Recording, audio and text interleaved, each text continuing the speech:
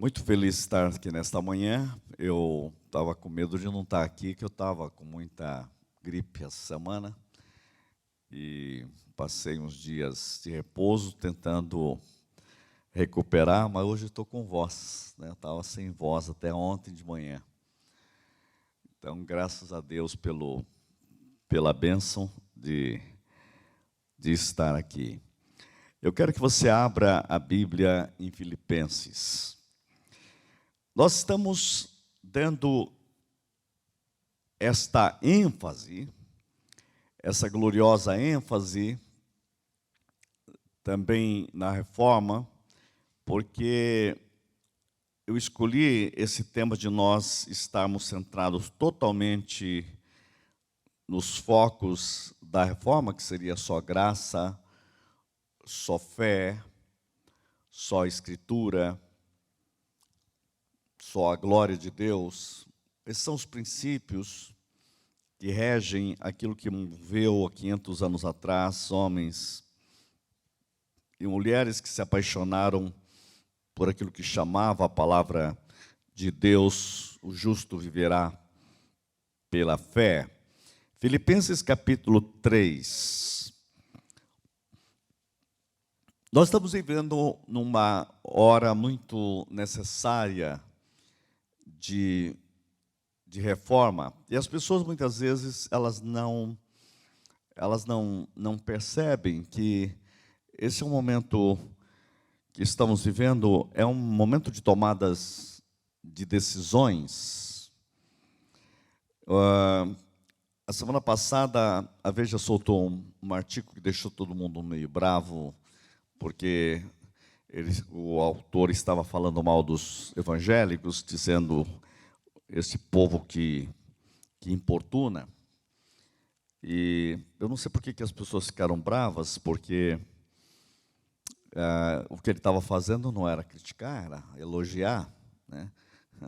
Falar que o povo de Deus importuna é elogio, não é crítica. Porque a Bíblia diz que essa é a missão da igreja mesmo, importunar.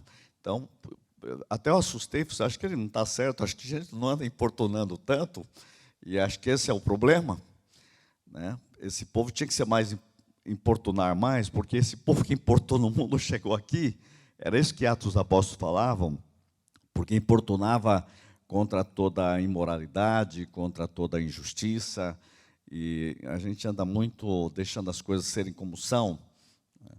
Então, eu queria até elogiar o cara da Veja, porque ele disse, você está vendo uma coisa que a gente gostaria de ver mesmo, um povo que importunasse, né? Então, a minha visão é o inverso do que as pessoas estavam criticando da revista, né? Mas o que a gente observa, em geral, que há um ataque muito sério contra a família em todo o mundo. Não é um problema brasileiro, é um problema mundial.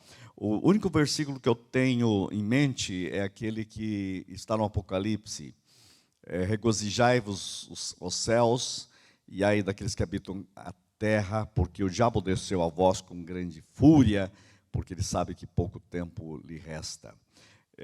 O diabo anda muito bravo e muito furioso contra a família.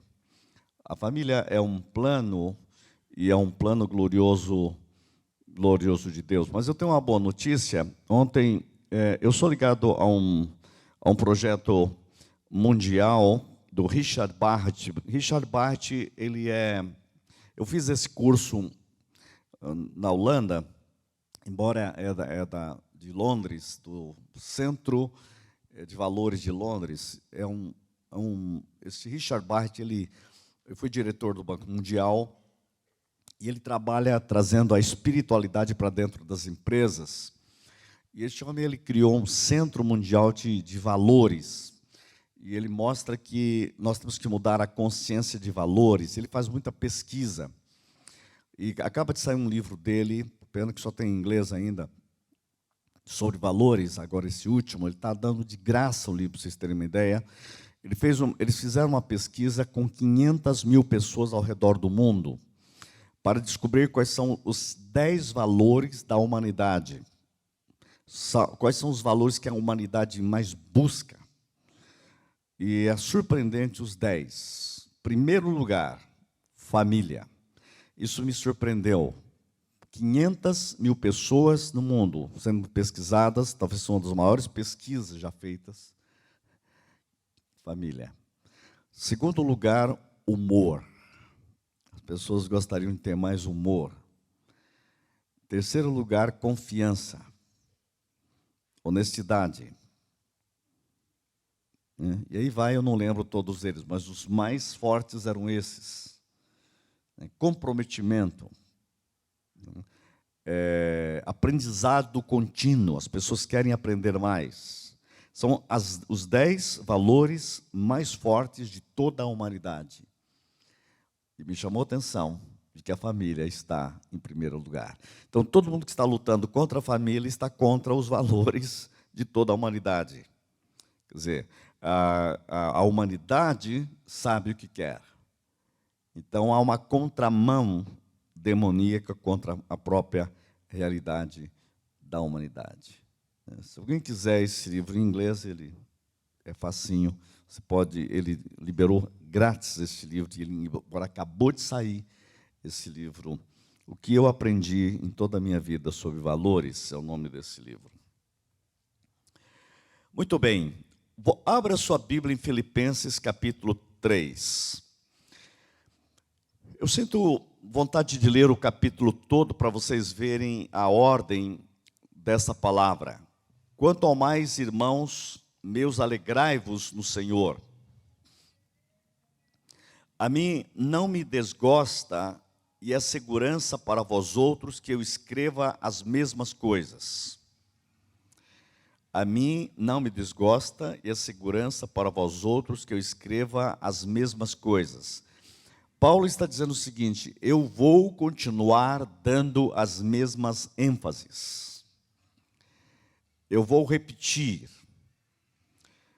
Eu não fico desgostoso de todo mundo pensar que ele só prega a mesma coisa. Vem aí Paulo pregar. O que é que ele vai pregar hoje? Já tenho certeza, a mesma coisa.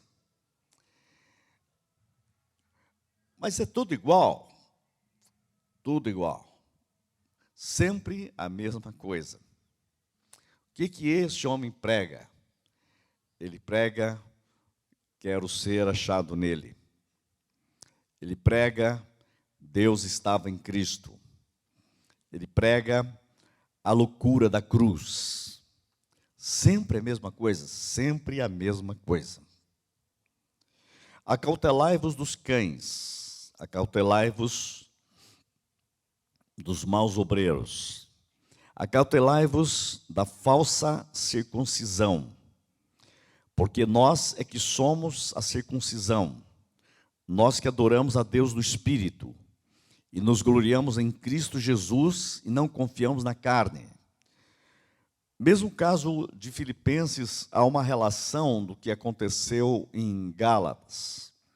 Porque há uma briga na época em que as pessoas achavam que tinham que ser judaizantes. E todos deveriam continuar praticando a circuncisão. Paulo diz, olha, cuidado com os cães. Quando ele coloca cuidado com os cães, ele está dizendo o problema do cão é que ele volta sempre no vômito. E ele está dizendo, você não pode ficar voltando nos vômitos. Nós já jogamos fora muitas das coisas da circuncisão, do legalismo. E ele está dizendo, nós temos uma verdadeira circuncisão que é Cristo. Cristo é aquele que colocou em nossos corações as verdades de Deus. Nós não confiamos na carne, não é algo aparente. É algo dentro de nós. Bem que poderia confiar também na carne, Paulo disse. Porque ele está dizendo, eu podia confiar na carne, por quê? Primeiro ele está dizendo, eu sou um judeu. Eu sou circuncidado ao 8º dia. Eu segui todas as leis judaicas. Eu podia.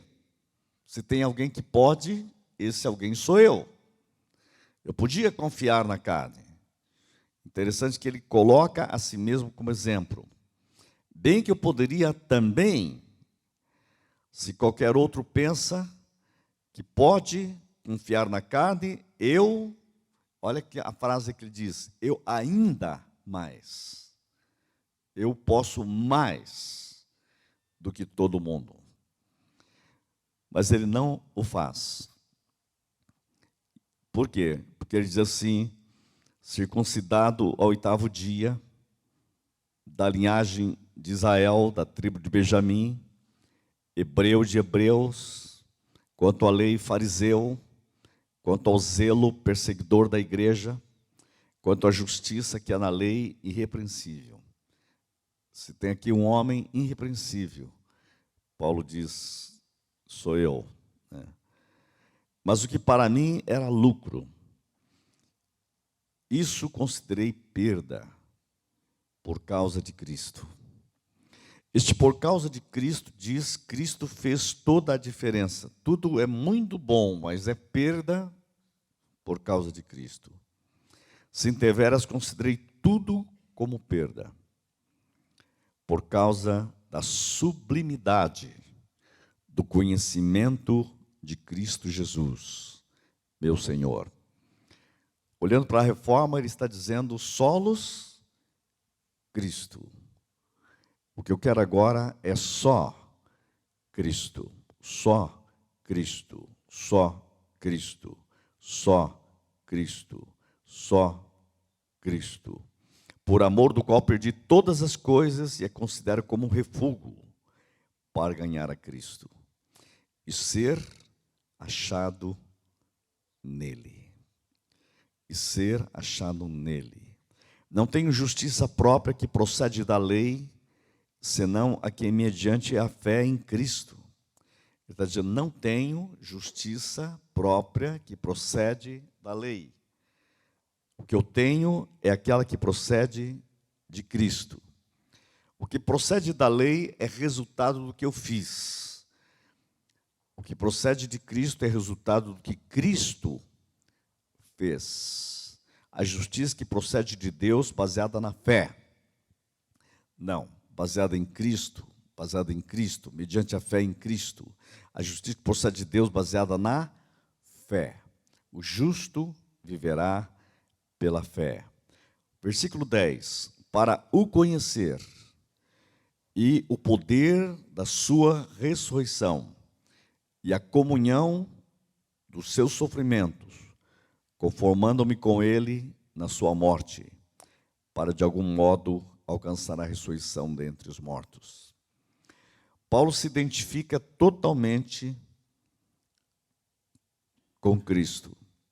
E ao fazer isto, ele coloca que toda a sua vocação, toda a sua vida está intimamente ligada à soberana vocação de Deus em Cristo Jesus.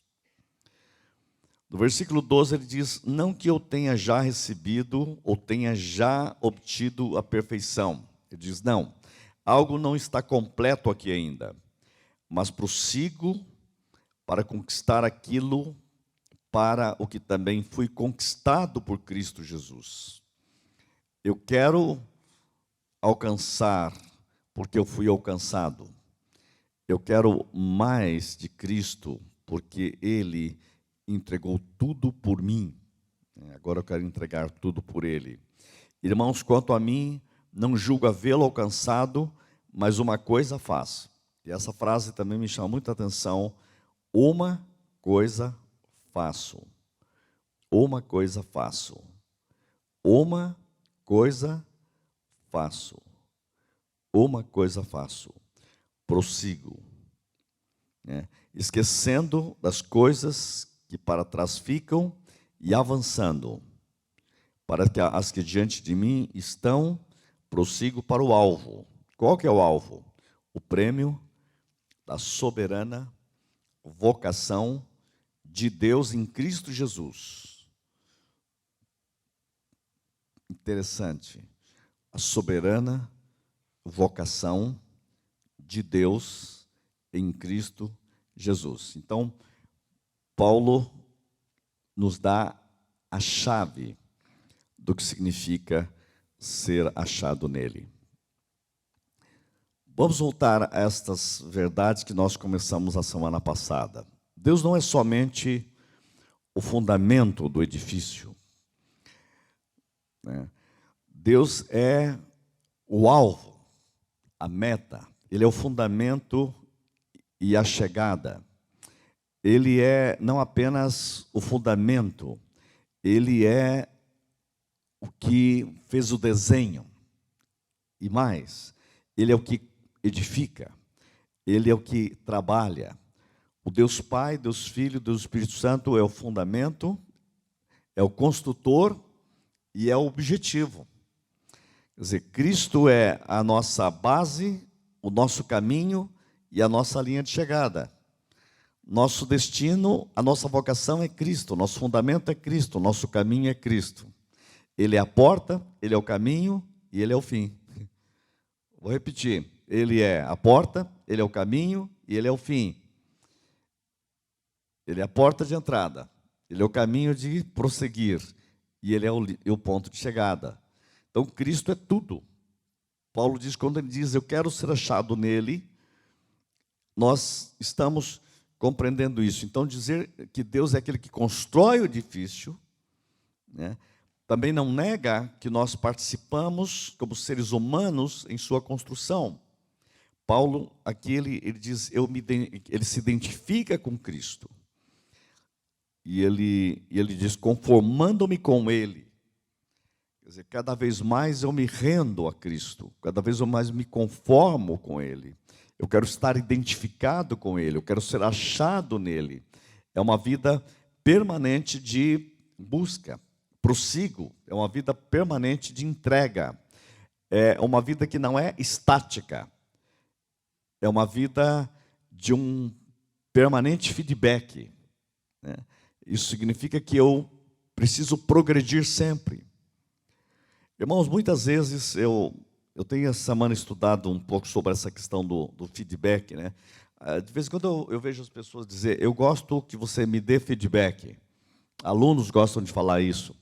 Nas empresas se fala isso. Aí, hoje eu tenho feito uma pergunta às pessoas, você gosta de feedback ou gosta de elogio? É diferente, né? Tem gente que só quer elogio, né? Feedback para ele é dar elogio. Muitas vezes feedback não é elogio, muitas vezes é correção. Você tem que mudar de vida, você está errado nisso, precisa acertar a sua vida, né? Então, nós precisamos aprender a dar e receber feedback. Feedback muitas vezes dói, principalmente na hora que é corretivo, né? Os profetas davam feedback para o povo, eles não gostavam, não. Quando ficava falando só elogio, ótimo. Mas quando falou, você está no pecado, você precisa acertar a sua vida, precisa aí um feedback corretivo, né? Então, nós temos que entender isto. Eu demorei muito a aprender isso. Quando eu fiz o doutorado, eu sofri muito por causa disso, porque eu não entendia muito essa questão de feedback dessa forma. A gente, muitas vezes, é acostumado no Brasil a gostar de certos elogios. Os holandeses eram muito diretos, falavam, está muito ruim isso daqui, está horrível, você tem que fazer tudo novo, joga isso no lixo e faz outra vez, né?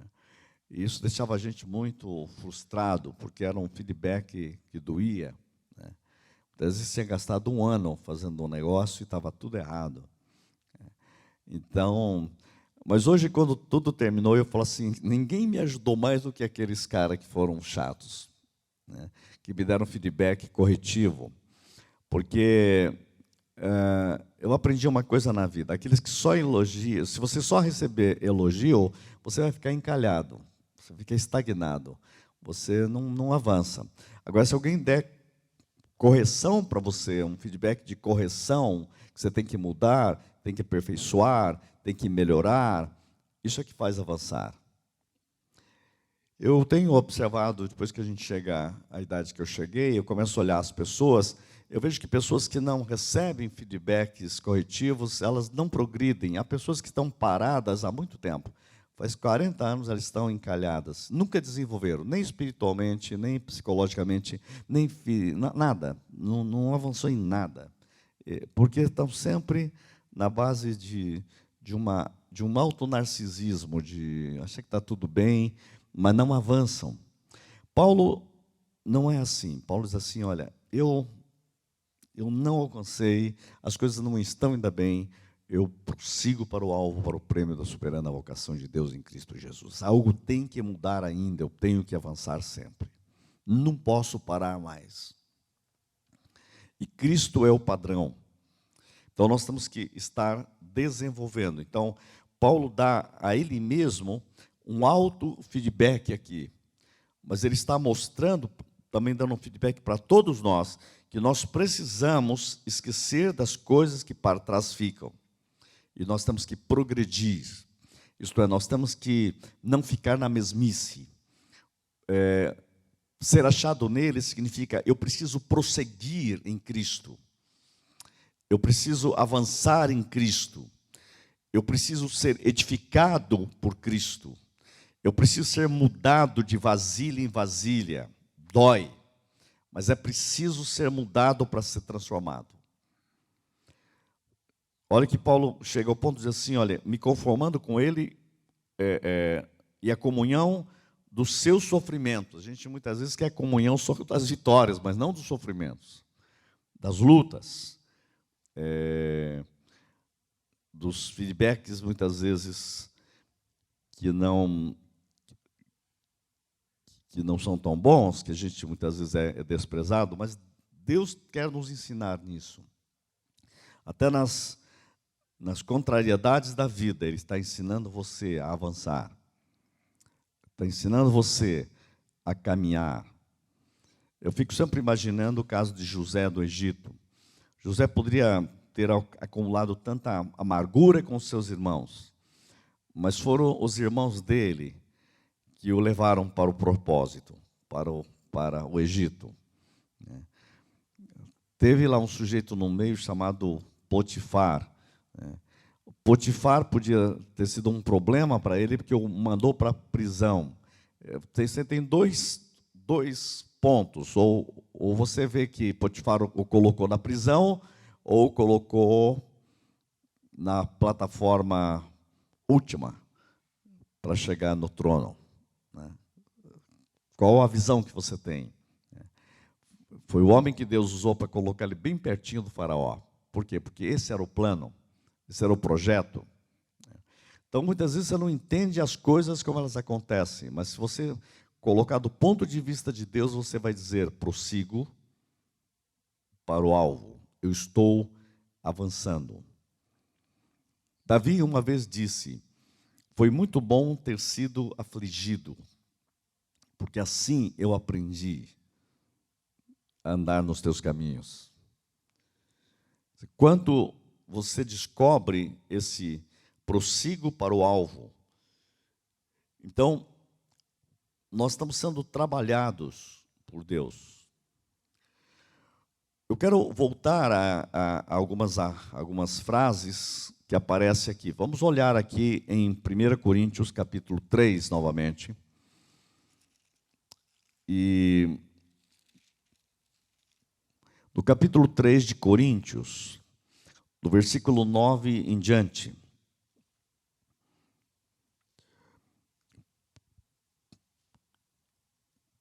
Primeira Coríntios, capítulo 3. Porque de Deus somos cooperadores, versículo 9. Lavoura de Deus, edifício de Deus sois vós. Lavoura de Deus. Essa expressão lavoura de Deus também nos dá uma metáfora ótima. Se nós somos lavoura de Deus, Deus está trabalhando nessa lavoura. Deus está regando. Deus plantou. Deus está dando crescimento. Deus está cuidando. Quando a gente olha aquela expressão também da videira verdadeira, Jesus disse assim, todo aquele que dá fruto, o Pai limpa. Esse o Pai limpa para que dê mais fruto ainda. Esse o Pai limpa é feedback. Por quê? Porque Ele está tirando aquilo que está roubando a energia errada. Por que é preciso limpar a videira? Para que dê mais fruto. Porque se você não limpar a videira, a energia da videira vai para galhos que não estão produzindo nada. Então, muitas vezes nós temos em nossas vidas áreas que estão consumindo nossa energia, nossa fé, nosso tempo, nosso talento. Então, o que o Pai faz? Ele limpa. E limpa, Jesus chama de corta. Só que cortar dói. Mas é a hora de arrancar aquilo que é entropia na sua vida. O que é entropia? Aquilo que rouba energia. Aquilo que não leva a nada. Aquilo que encalha você. Encalha a gente nas nossas sujidades, como diz a Bíblia. Então o Pai limpa. Lavoura de Deus sois vós. Quero ser achado nele. Porque quem está em mim, o Pai limpa. Por que ele limpa? Para que dê mais frutos ainda. Lavoura de Deus sois vós. É que é interessante que a gente gosta da expressão somos cooperadores de Deus, mas a gente esquece de ler lavoura de Deus. Sois vós. Lavoura. Ele trabalha na sua vida. Cada ano, cada dia, cada instante. Edifício de Deus sois vós. Ele está edificando. Versículo 10 diz, segundo a graça de Deus, que me foi dada, lancei o fundamento como prudente construtor, e outro edifica sobre ele. Porque em cada um veja como edifica, porque ninguém pode lançar outro fundamento além do que já foi posto, o qual é Jesus Cristo. Contudo, se o que alguém edifica sobre o fundamento é ouro, prata, pedra preciosas, madeira, feno, palha, manifesta se tornará a obra de cada um, pois o dia a demonstrará, porque está sendo revelada como pelo fogo, o qual seja a obra de cada um, o próprio fogo o provará. Se permanecer a obra de alguém que sobre o fundamento edificou, esse receberá galardão. E se a obra de alguém se queimar, sofrerá ele dano, mas este mesmo será salvo, todavia, como que através do fogo. Me chama a atenção aqui esta expressão, se permanecer a obra de alguém que sobre o fundamento edificou. Qual é o fundamento? Cristo. Isso mostra que tudo que nós fizermos, toda a nossa ação, todo o nosso trabalho, toda a nossa edificação tem que ser nele. Só vale aquilo que fizermos em Cristo. Só vale aquilo que estivermos servindo para a glória de Cristo. Quero ser achado nele. Estou entendendo de novo essa expressão, quero ser achado nele. Irmãos, toda a nossa ação, todo o nosso trabalho, todo o nosso viver como família, como igreja, tem que estar ligado ao fator nele. Tudo nele. Tudo nele. Jesus Cristo é a base de tudo. Então nós temos que saber que essas verdades se completam. Deixa eu mostrar algo também aqui que sempre vem ao coração. Vamos olhar Romanos capítulo 11, versículo 36. Romanos 11, 36 deixa muito claro isso que nós estamos afirmando, tudo tem que ser ligado nele, quero ser achado nele. Minha ênfase hoje é Deus e Cristo e a nossa suficiência em Cristo. Olha o que diz o texto, porque dele e por meio dele e para ele são todas as coisas. Quando diz são todas as coisas, mostra que toda a realidade, toda a criação tem a ver com Jesus Cristo. A ele, pois, a glória eternamente. Amém. Agora, esse versículo se completa com Coríntios capítulo 8, versículo 6. Capítulo 8, versículo 6. Todavia, para nós há um só Deus, o Pai, de quem são todas as coisas, e para quem existimos. Então se completa. Tudo procede de Deus, e nós existimos para Deus, e um só Senhor, Jesus Cristo, pelo qual são todas as coisas, o Pai e o Filho. Estão vendo? E nós também, pelo qual são todas as coisas, e nós também por eles. Em outras palavras, ou em uma palavra bem clara, todos nós fomos criados para Cristo. Fomos criados por Cristo, fomos criados em Cristo, fomos criados para Cristo. Por isso não há nada que mais nos faz nos encontrar a nós mesmos do que quando nós encontramos a Jesus Cristo. Um dos reformadores disse isso: quando eu encontrei a Cristo, eu encontrei a mim mesmo. Sem Cristo, eu estou perdido. Não estou apenas perdido no sentido de perdido para Deus, estou perdido para mim mesmo. Sem Cristo, eu não sei nem qual é o endereço do meu próprio coração, mas em Cristo eu me encontro. Essa foi a grande verdade dos reformadores, é a verdade que Paulo está dizendo: eu quero ser achado nele. Porque quando eu sou achado nele, eu encontro a mim mesmo. Viver fora de Cristo, viver fora da realidade de Cristo e viver sem Cristo é como um peixe viver fora d'água. Um peixe viver fora d'água é não ser peixe. É viver não viver a sua peixidade. O ser humano fora de Cristo não vive a sua humanidade. Fora de Cristo ele deixa de ser quem ele deve ser. Então o peixe é plenamente peixe na água. O ser humano é plenamente humano em Cristo. Quero ser achado nele. E quando você vai lendo isso, Paulo descobre esse segredo. Paulo descobre este ser achado nele como um modo de viver.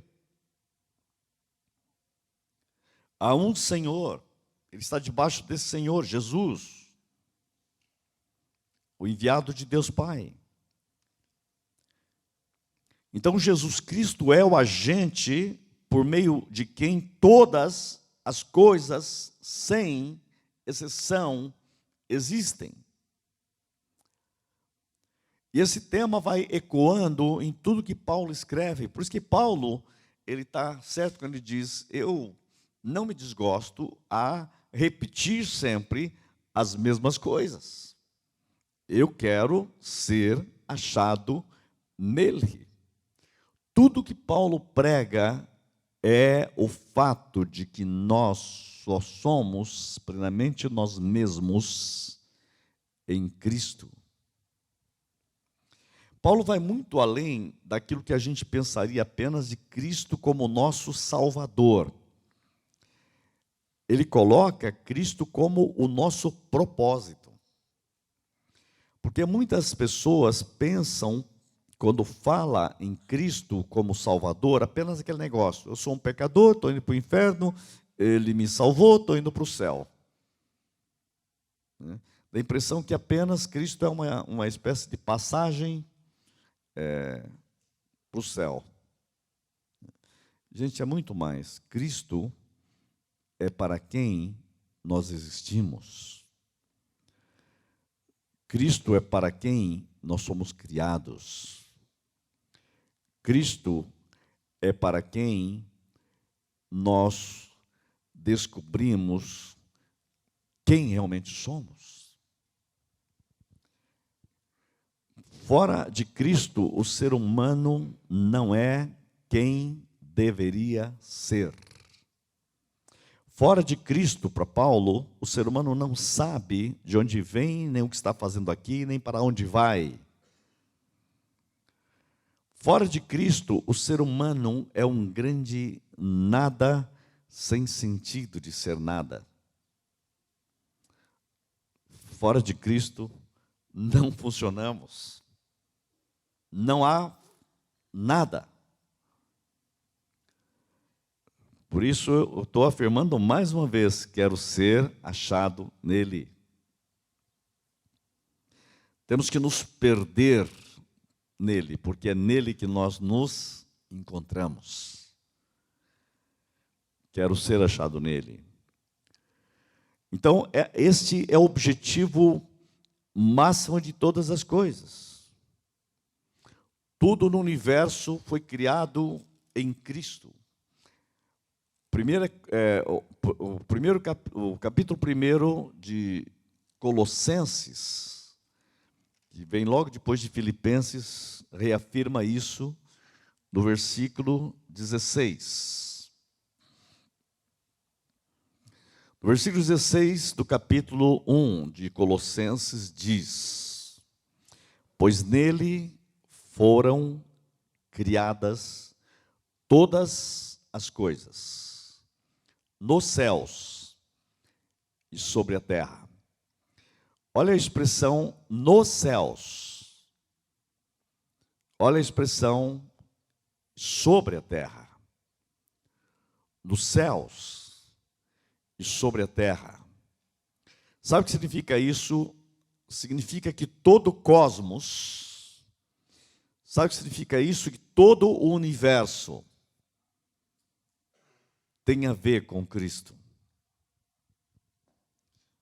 Jesus Cristo é o supremo propósito de Deus para todo o universo.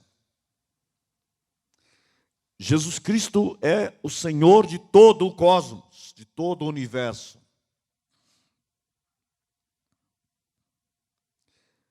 Por isso que a Bíblia diz que aquilo que os olhos não viram, aquilo que nem subiu à imaginação humana, são as coisas que Deus preparou para aqueles que o amam. Sabe o que significa isso que eu estou dizendo hoje? Significa o seguinte, que há neste cosmos, neste universo, um propósito. E Ele chama você a fazer parte do corpo de Cristo. Ele é cabeça, e Deus cria o que a Bíblia chama de a estatura do homem espiritual, que é Cristo, cabeça, e um corpo, e Ele vai manifestar a glória de Deus no universo. E a Bíblia diz que toda a natureza e todo o cosmos está esperando a manifestação dos filhos de Deus. Essa é a expectativa. O universo espera por nós. Onde? Em Cristo. Por quê? Porque todas as coisas existem por causa dele. Pois nele foram criadas todas as coisas nos céus e na terra, as visíveis, as invisíveis, sejam tronos, ou soberanias, poderes, autoridade, todas as coisas foram criadas por ele e para ele. E quando você percebe isso, é que você percebe o poder que há nele. E o poder do nome dele. Por isso que há um poder no nome de Cristo, que deixa o diabo derrotado. Tudo foi criado por meio dele e para ele.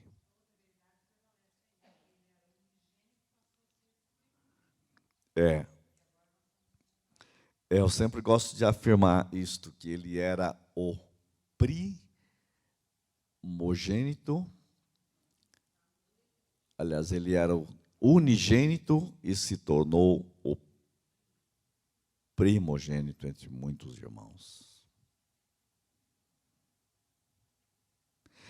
Mas é interessante que em Hebreus tem uma afirmação que a gente precisava entrar para a gente descobrir, que ele diz assim, que nós somos a igreja dos primogênitos, arrolados nos céus. Quer dizer, nele nós nos tornamos também primogênitos. Por quê? Porque o primogênito é aquele que tem direito a tudo. Então ele não apenas fez nossos irmãos, eu sou o primogênito, vocês são meus irmãos, ele disse, não, vamos fazer o seguinte, a minha primogenitura eu dou para vocês, e vocês fazem parte. Aqui, pai, vamos fazer aqui arrolar, quem são os primogênitos? Todos que estão em mim são primogênitos, eles são direitos a tudo, são donos do universo agora. Está lá, Hebreus, a igreja dos primogênitos arrolados nos céus. No céu nós somos primogênitos. Então tudo pertence aos primogênitos. Primogênitos em Deus. Então há uma relação, há uma ligação ao este viver em Cristo. Nós não podemos ficar sem Cristo, nem um milésimo de segundo. Querem me encontrar? Paulo disse, quero ser achado nele. Versículo 17 de Colossenses 1, diz assim, ele é antes de todas as coisas. Ele é antes de todas as coisas. E nele tudo subsiste. Quem? Cristo. Quero ser achado nele, significa que toda a criação, ele precede toda a criação. Quero ser achado nele. Tudo subsiste nele.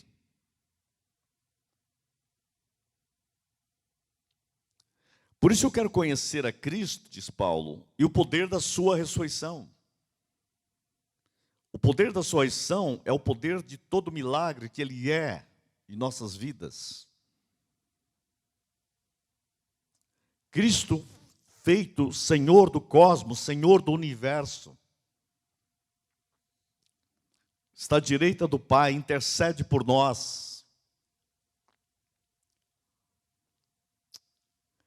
Se há uma oração que eu e você temos que fazer cada vez mais ao ler a Bíblia, Senhor, revela-nos mais de Cristo.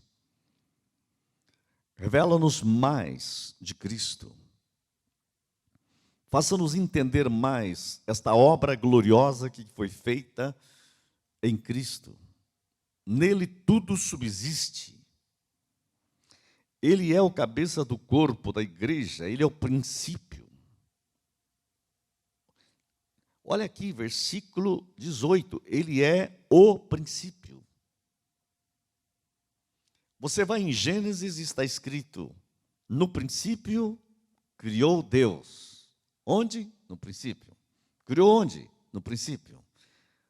Colossenses 1, 17. Aliás, 1, 18, ele é o princípio. Apocalipse, eu sou o princípio. João 1, no princípio era o verbo. Onde Deus criou tudo? No princípio. Quem é o princípio? Tudo foi criado no princípio. A gente acha que princípio é um tempo. Princípio é uma pessoa. O tempo foi criado nele.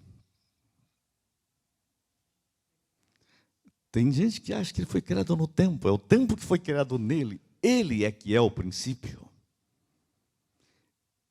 Jesus Cristo é o tempo do coração de Deus. É o tempo da eternidade. Nele é que nós existimos. Isso é glorioso. Tudo foi criado no princípio, o primogênito dentre os mortos, para em todas as coisas ter a primazia. Então, para nós, Cristo é a primazia, Paulo diz, porque aprove Deus que nele residisse toda a plenitude, e que, havendo feito paz pelo sangue da sua cruz, por meio dele reconciliasse consigo mesmo todas as coisas, quer sobre a terra, quer sobre os céus. E a vós outros que também estavas, que outrora eres estranhos, inimigos do entendimento, pelas vossas obras malignas, agora, porém, vos reconciliou no corpo da sua carne, mediante a sua morte, para apresentar-vos perante ele santos, inculpáveis, irrepreensíveis, se é que permaneceis na fé, alicerçados e firmes, não vos deixando afastar da esperança do evangelho que ouvistes, que foi pregado a toda criatura debaixo do céu, e do qual eu, Paulo, me tornei ministro. Interessante, Paulo, ele coloca isto de uma forma surpreendente. Quando você vai para essa ideia de Romanos 11:36, porque a partir dele, por meio dele, e para ele são todas as coisas, a ele seja a glória eternamente. Para que a gente entenda que todas as coisas que existem, existem para ele. Essa é a ênfase cada vez mais forte em toda mensagem do apóstolo Paulo. Nós existimos para Cristo. Fomos criados por meio dele, fomos criados para ele. Isso mostra que ele é o centro, e deve ser o centro de toda a nossa vida, de toda a nossa adoração, de todo o nosso motivo. Ele é a fonte, ele é o meio, ele é o propósito. De quê? De todas as coisas, de todas as coisas. Então, o que eu tenho aqui na teologia de Paulo é a centralidade de Cristo. O que eu tenho aqui é a exaltação de Jesus, o Messias, que traz toda a honra, toda a glória, todo o louvor a Deus.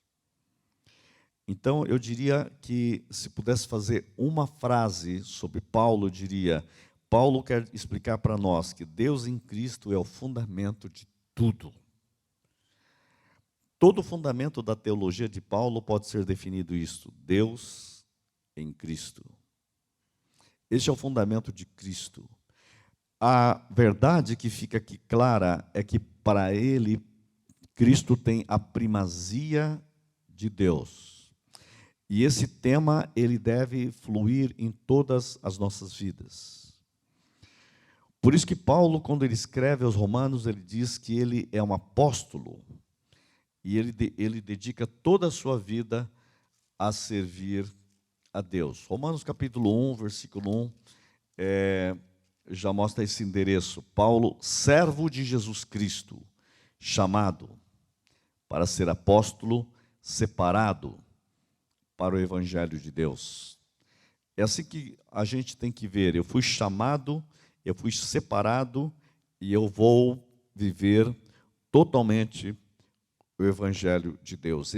Esta convicção de que o evangelho é boas novas, ela tem uma mensagem salvadora, e ela tem uma mensagem gloriosa, e ela tem um centro. Por isso que ele dá a ênfase do evangelho de Deus em Cristo. Vocês sabem que o grande problema, quando Paulo pregou este evangelho, é que as pessoas começaram a pregar um outro evangelho. Paulo dá essa ênfase, principalmente quando você vai enfrentar o livro de Gálatas. A gente precisaria estudar mais Gálatas. O livro de Gálatas é o livro onde Martinho Lutero trabalhou com mais profundidade. O que eu ouço, e eu ainda tenho uma dívida comigo mesmo, que é aprofundar mais o estudo de Gálatas em Lutero. Mas o que eu leio sempre é o seguinte: ninguém escreveu com maior profundidade, expondo Gálatas, do que Lutero. Por quê? Porque Gálatas quer mostrar justamente o fato de que as pessoas perderam a dimensão da graça, porque eles começaram a voltar à carne, voltar ao legalismo. Você imagina, eles estão pregando o evangelho da graça salvadora. Aí um grupo começa a achar que eles têm que continuar judeus e quer continuar com o legalismo. E Paulo escreve Gálatas para arrebentar essa estrutura e mostrar que vocês não podem negar o evangelho da graça de Deus. Lutero vai fazer a mesma coisa usando Gálatas. E vai mostrar que a corrupção da igreja é quando ela perde a sua dimensão dessa mensagem da fonte do propósito do evangelho de Deus em Cristo. Gálatas é para falar da centralidade de Cristo. Então, a centralidade da evidência de Cristo está muito clara em Gálatas. E qual é a crítica? De abandonar o evangelho. Eles abandonaram a graça de Deus. Abra em Gálatas para você ver, capítulo 1, versículo 6. Admira-me que estejais passando tão depressa daquele que vos chamou da graça de Cristo para outro evangelho. Então, versículo 1, 6, Paulo está dizendo: vocês trocaram e saíram da graça e voltaram para outro evangelho, o qual não é outro senão que há alguns de vós que vos perturbam e querem perverter o evangelho de Cristo. Então, essa é uma perversão.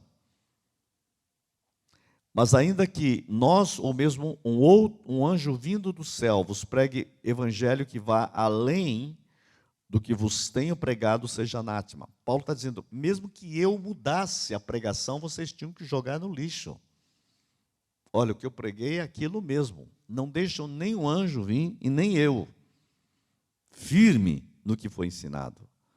Quer dizer, a radicalidade de Paulo é tão forte que é o seguinte: o evangelho que eu preguei é superior até o que eu penso, o que eu poderia pensar depois, né? Assim como já dissemos, agora repito: se alguém vos prega evangelho que vai além daquele que vos recebeste, seja anátema. Então,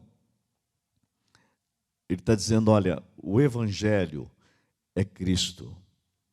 A centralidade é Cristo. Vocês não podem perder isto. Por isso que ele vai mostrar no capítulo 2, versículo 20, qual é o centro. Olha o que ele vai dizer, versículo 20. Logo, já não sou eu quem vivo, mas Cristo vive em mim. E esse viver que agora tenho na carne, vivo pela fé no Filho de Deus. Vivo pela fé no Filho de Deus, em Cristo, a vida de Cristo. Paulo quer mostrar basicamente o seguinte, que estar em Cristo é superior a tudo. Capítulo 3 de Gálatas, versículo 16, ele diz algo que me surpreende sempre. Ora, as promessas foram feitas a Abraão e ao seu descendente. E ao seu descendente, como se falando de muitos, porém como de um só. E o seu descendente, que é Cristo. Então ele está dizendo muito claro o seguinte, porque muitas vezes os judeus chegavam e diziam assim, não, olha, nós somos descendentes de Abraão. A promessa de Deus é para os descendentes de Abraão. Paulo chega aqui e muda tudo. Ele diz, olha, ele não falou os seus descendentes, ele falou o seu descendente. E o descendente só tem um. O descendente é Cristo. Sabe quem é o verdadeiro descendente de Abraão? Cristo. Sabe quem é o verdadeiro descendente de Abraão? Quem está em Cristo. Quem está em Cristo é descendente de Abraão. Quem está fora de Cristo não é mais descendente de Abraão. ele só tem um descendente, e é Cristo. Veja que provocação terrível que ele está fazendo. E é um judeu fazendo isso. E é um fariseu fazendo isso. É um teólogo que conhece todo o Antigo Testamento dizendo isso. Ele está dizendo o seguinte: gente, vocês estão tudo errado. Só tem um descendente, e é Cristo. Quem está em Cristo é o verdadeiro filho de Abraão. Esse é o novo Israel de Deus. Por isso que só há uma solução. Vocês têm que ir para Cristo. Isso é maravilhoso. Então, toda a bênção de Abraão pertence a quem está em Cristo. É isso que Paulo está dizendo. Você lê, você vai entender. Por isso que ele vai dizer: quero ser achado nele. Porque quando eu estou em Cristo, eu estou em todas as promessas de Abraão. Ora, as promessas foram feitas a Abraão e ao seu descendente. Não diz e aos descendentes, como se falando de muitos, porém como de um só. E o seu e ao teu descendente, que é Cristo. Está claro ou não? Qual descendente? Cristo. Qual descendente? Cristo. Qual descendente? Cristo. Eu tive uma experiência, estávamos eu, o Ney, outras pessoas da igreja, acho que a Sônia estava também, lá em Bogotá. Um desses pregadores famosos, que gosta de pegar dinheiro do povo, estava lá, ficou 40 minutos falando sobre dinheiro. Era um encontro de avivamento. E ele disse: eu sou o descendente de Abraão. Eu sou o sangue puro de Abraão. E eu tenho a bênção de abençoar quem vai dar o dinheiro agora. E ele começou a reivindicar o sangue de Abraão como descendente judeu. Eu não vou falar o nome do sujeito aqui, depois vocês descobrem. E estava com a bênção do sangue de Abraão. Aí está todo mundo, e ele tinha convencido todo mundo a dar dinheiro. Está todo mundo com dinheiro na mão. Eu só dei uma olhada assim: vocês não devem dar dinheiro nenhum agora, porque ele vai abençoar vocês com a bênção do sangue de Abraão. Ele está dizendo que o sangue dele é superior ao sangue de Cristo. Acabou de falar ali. Vocês vão trazer maldição para vocês guardem esse dinheiro aí. Quando eu falei isso, o Beto era meio doidão, não lembra do Beto? Ele deu um grito assim, tinha umas 15 mil pessoas, disse: heresia!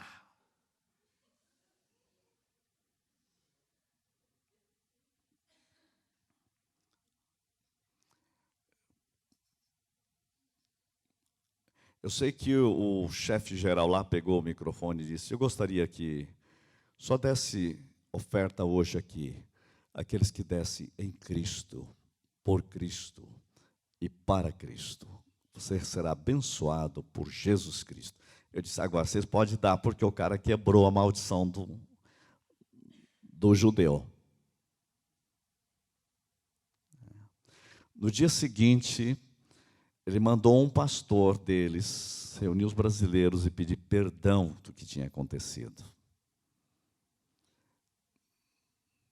para nós, porque ele viu que não dava para nos enganar. Gente, é assustador isso, né? Mas nós vivemos isso em Bogotá. O verdadeiro descendente de Abraão é Cristo. O sangue de Cristo é superior a tudo. E é tão maravilhoso porque a Bíblia diz que Cristo é de acordo com a ordem de Melquisedeque. E Abraão deu o dízimo para Melquisedeque. Sabe por quê? Porque ele estava dando o dízimo para Cristo. Porque Abraão honra Cristo. Está lá em Hebreus isso. Então é uma coisa gloriosa nós entendermos e aprendermos isso. Nesta hora eu gostaria que você fosse abraçado por essa palavra e o Senhor o abençoasse poderosamente. Vamos prosseguir. com esse tema. Quero ser achado nele. E o tema que vem em seguida é a nossa unidade de viver com Cristo, nossa primazia. Que Deus nos abençoe. Aleluia. Amém e amém.